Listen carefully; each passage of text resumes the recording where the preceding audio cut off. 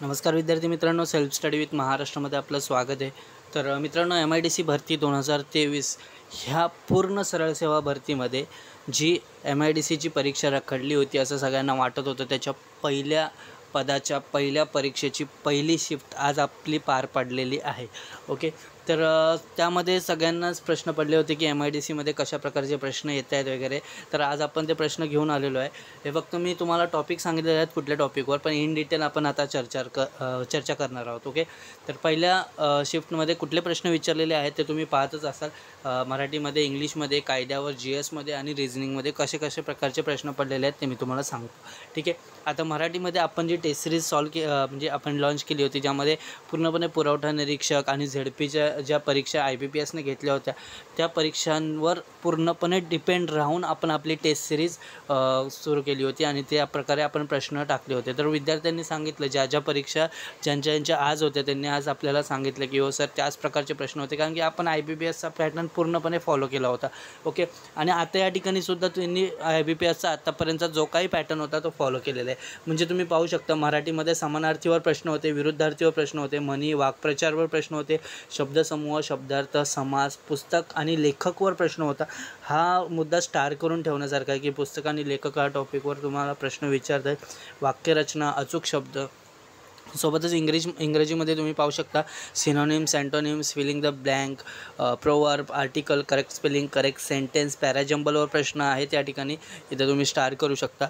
आता कायद्यावर 7 ते 8 प्रश्न आहेत असं सांगितलेलं आहे, पण या ठिकाणी सुद्धा GSमध्ये त्यांनी सांगितलं होतं की कायदे आणि कलमवर प्रश्न होते 2-3 प्रश्न।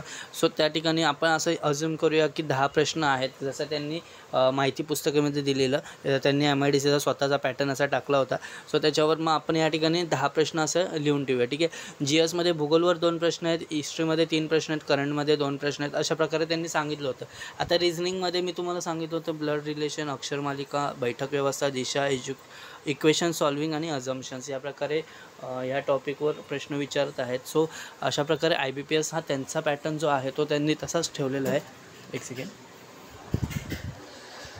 IBPSने त्यांचा पॅटर्न जो आहे तो तसाच ठेवलेला आहे, त्यामध्ये कुठलाच बदल त्यांनी केलेला नाही आहे। आत्तापर्यंत जर तुम्ही IBPSची परीक्षा दिली असेल तर तुम्हाला समजून येईल की IBPSने आत्तापर्यंत जो पॅटर्न होता, म्हणजे मराठीमध्ये ते मी अगोदर, जेव्हा तुम्ही आपल्याशी अगोदरपासून कनेक्ट असाल तर सुरुवातीला आपला जो सुरू केलेला MIDCसाठी, त्यावेळेला मी तुम्हाला सांगितलं होतं की TCS हे अशा प्रकारचे प्रश्न विचारतं की एखादा तुम्हाला कन्सेप्ट आहे तर ती कन्सेप्ट आपण कशाप्रकारे, कन्सेप्टबद्दल प्रश्न विचारतं। म्हणजे मराठीमध्ये जर समजा प्रयोग असेल तर प्रयोगच्या व्याख्या, प्रयोग हा वाक्यामध्ये कशाप्रकारे वापरायचा यावर प्रश्न विचारतं असं।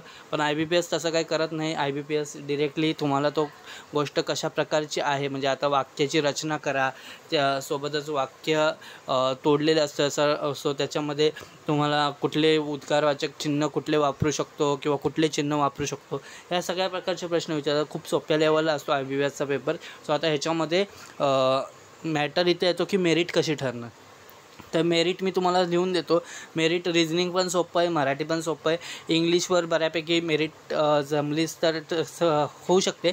पण कसं आहे की आत्ता हा पूर्ण वर्षभर आपलं परीक्षांमध्ये गेलं आहे, सो विद्यार्थ्यांनी इंग्लिशसुद्धा पक्कं केलेलं आहे। मग आता मेरिट ठरणार कुठे, तर आपण आपल्या ग्रुपवर सांगितलं होतं की करंट पण आपण जानेवारीपासून ते आता मार्चपर्यंत करून टाका। तर मुलांनी त्याच प्रकारे सगळं करंट केलेलं आहे, सो मुलांना ते प्रश्नसुद्धा सुटत आहेत असं त्यांनी सांगितलेलं आहे। तर मेरिट आता ठरणार आहे ते कायद्यांवरच, त्यामुळं कायद्याचा अभ्यास तुम्ही एकदम परफेक्ट करा, जेणेकरून तुम्हाला मेरिटमध्ये यायला सोपं जाईल। ओके, तर व्हिडिओ शेअर करा सगळ्यांना, जे मुलं MIDCची परीक्षा देत आहेत त्यांच्यापर्यंत हा व्हिडिओ शेअर करा।